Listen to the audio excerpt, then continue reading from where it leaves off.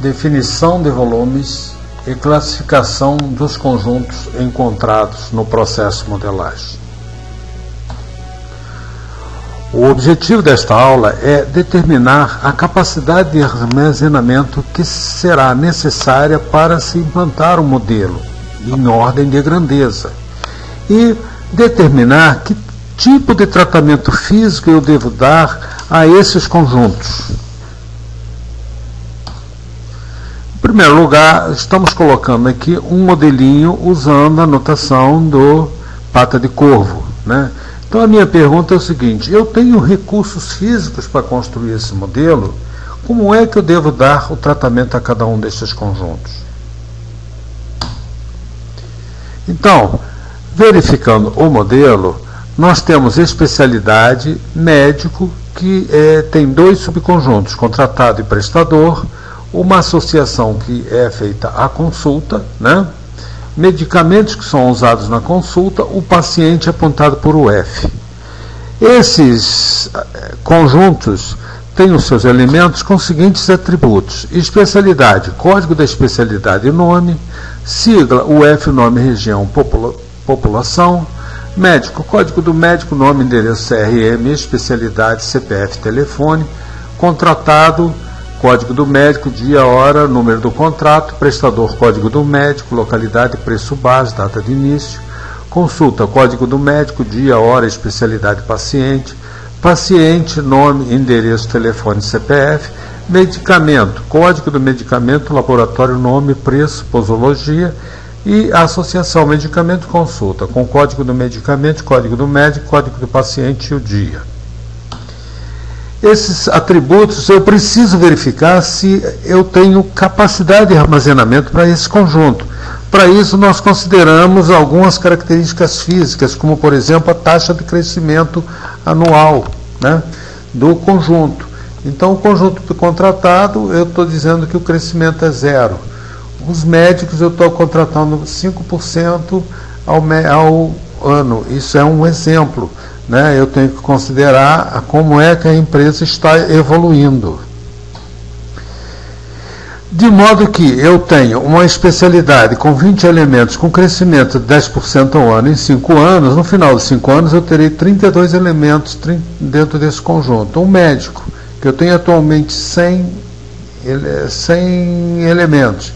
Esse conjunto, no prazo de 5 anos, terá 128. O contratado, que eu tenho 20 elementos, estou dizendo que a taxa de crescimento é 0, inclusive deve cair, no período de 5 anos eu continuo com 20. A mesma coisa eu tenho para prestador, 80, com 5% de crescimento ao ano, no prazo de 5 anos, terei 108. A UF, eu vou ter UF, que é uma coisa que não cresce, né? É muito difícil criar isso daí. Paciente 20%, então espero ter 224 mil no prazo de 5 anos. Essas informações elas são dadas pelo levantamento estratégico da empresa, o que a empresa quer fazer, né? Então, considerando essas informações como exemplo, eu posso colocar o seguinte: especialidade tem 2 atributos. Código da especialidade e nome. Como eu tenho 32 elementos, a minha chave só vai precisar de 2 posições para representar um número, que eu posso representar de 0 a 99. O nome eu estou definindo que vai ter 20 caracteres. Logo, a especialidade vai precisar de 22 caracteres. Como eu estou trabalhando em ordem de grandeza, estou arredondando para cima, então vou precisar de 30 posições, que a gente está chamando de byte, para representar cada elemento. A UF, eu tenho sigla da UF, nome, região, população. Sigla do UF, 2 caracteres, nome da UF com 20 caracteres, região, 8 caracteres, população, 9 caracteres. Se somar isso daí, eu vou dar 39 caracteres, vou arredondar para 40 caracteres. E assim sucessivamente, eu fiz para todos os conjuntos que eu encontrei na minha modelagem, ali, o total de elementos no final do crescimento de 5 anos, o tamanho de cada elemento e a posição que eu vou precisar para o conjunto guardar, o número de caracteres que o conjunto vai precisar. Então eu vou precisar de 12.800 caracteres para médico, 600 caracteres para contratado, prestador 6.480, paciente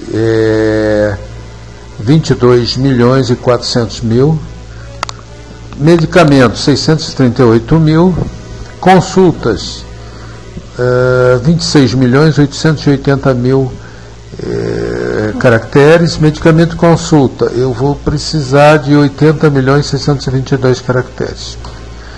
Essas informações me dão um total de 130 milhões de caracteres, que eu estou trabalhando com arredondamento, estou tirando 3 posições, o 0,40 bytes, e arredondando na última casa de milhar. Então eu vou arredondar para cima, vou ter 130.563 kilobytes. Arredondando para cima, novamente, eu vou ficar com 131 megabytes. Né? Então, esse valor é um valor em estimativa, se o arquivo fosse simplesmente sequencial. Eu tenho que considerar ainda que a maioria dos bancos de dados e dos meios de armazenamento consideram alguns arquivos de controle. Então, nós estamos colocando aqui na estimativa 50% a mais para considerar todos esses arquivos de controle que são conjuntos de listas indexadas, etc. Então, este meu modelo terá 196 megabytes em ordem de grandeza. E é isso que interessa, a ordem de grandeza do meu arquivo, e eu vou ver que tenho necessidade, que tenho armazenamento para isso. Existe ainda o tratamento dos arquivos sequenciais. Os arquivos sequenciais podem ter arquivos com registros variados ou tamanho fixo. É muito comum nós termos no início do arquivo um registro chamado header e no final do arquivo um registro chamado trailer. O header serve de cabeçalho para o arquivo. Normalmente nós colocamos qual é a empresa, qual é a data, qual é o volume, quantos registros eu espero ter, né?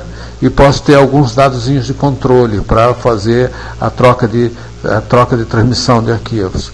Depois seguem os registros de dados, que podem ser fixos ou não, e o registro de trailer. Normalmente nós colocamos no registro de trailer as mesmas informações do header, só que com mais algumas informações, como por exemplo totalização de algum campo ou contagem de registros. Isso vai possibilitar depois fazer o controle se o arquivo foi lido certo ou não. Para tratar os conjuntos, eu devo verificar 2 características quanto ao uso. É importante saber o volume, o tamanho. Né? Normalmente eu classifico como grande, médio e pequeno. Embora essa classificação seja um pouco relativa, a gente costuma trabalhar com isso. Uma coisa pode ser grande para um sistema e médio no outro sistema, né? Mas a gente considera em relação ao todo desse sistema essa classificação. A volatilidade está ligada à estabilidade que eu tenho do arquivo, do conjunto. Então a volatilidade é um número que define o quanto esse arquivo foi modificado. Né? Se você bota um elemento, tira um elemento ou altera um elemento, você está mexendo com a volatilidade. Então, olhando para o meu sistema, né, para os meus conjuntos, eu tenho conjuntos da ordem de milhões de caracteres. Então, esses conjuntos de especialidade, que tem 32 caracteres, né, eu posso considerar como pequeno, né, 32 elementos como pequeno, médico pequeno, 128, né? Contratado também é pequeno, prestador pequeno, paciente, aí eu já estou falando de 224 mil elementos, eu poderia considerar como médio ou grande. No caso eu vou considerar grande porque assim, a ordem de grandeza que eu tenho para medicamento, que é a próxima, é de 6.000, né? Então nós podemos fazer a consulta como grande e medicamentos também como grande. Vejam que essa classificação é um pouquinho relativa em relação ao que você está fazendo. A volatilidade é um conjunto ele precisa que seus elementos sejam inseridos. Mas uma vez que você estabeleceu o conjunto, colocou todos os elementos no conjunto, nós começamos a ver durante a vida desse conjunto o quanto ele é movimentado, né? Então, na utilização, quantos são alterados, quantos são deletados, essa movimentação caracteriza a volatilidade do conjunto. A volatilidade é dita baixa quando ela movimenta menos de 3% em um único processamento e alta em caso contrário. Eu vou classificar os meus conjuntos baseado no volume e na volatilidade. Se eu tenho um baixo volume e uma baixa volatilidade, abaixo de 3%, eu posso chamar isso de tabela. O conjunto médio e com baixa volatilidade nós podemos chamar de cadastro. Agora, os conjuntos de alto volume e com volatilidade muito alta normalmente são chamados de arquivos movimento, e eles não devem ficar em estruturas estáveis como o banco de dados, porque eles movimentam, o banco de dados não é feito de forma adequada para tratar esses conjuntos. Tá? Os arquivos movimento não devem ficar em estruturas estáticas. Então, se eu tenho um processamento cuja movimentação é de mais de 3% do conjunto total, eu não devo colocar esse arquivo para ser processado direto na estrutura estática, né? Claro que eu posso colocar esses arquivos em estruturas online, né, como um banco de dados, mas na hora de fazer o processamento eu não posso fazer dentro da estrutura, eu tenho que tirar e operar do lado de fora, né? Isso é muito comum. Por exemplo, eu tenho uma estrutura de movimento aqui no meu banco, onde eu estou armazenado, né?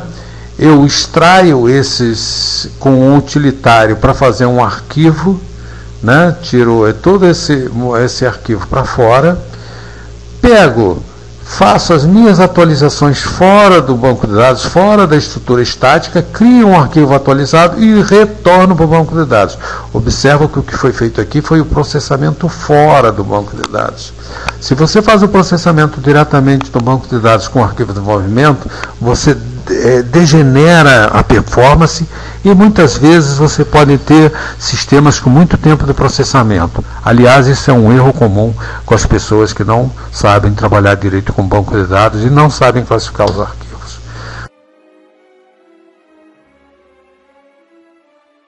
Se gostou desse vídeo, clique em gostei, compartilhe com seus amigos e se inscreva no canal.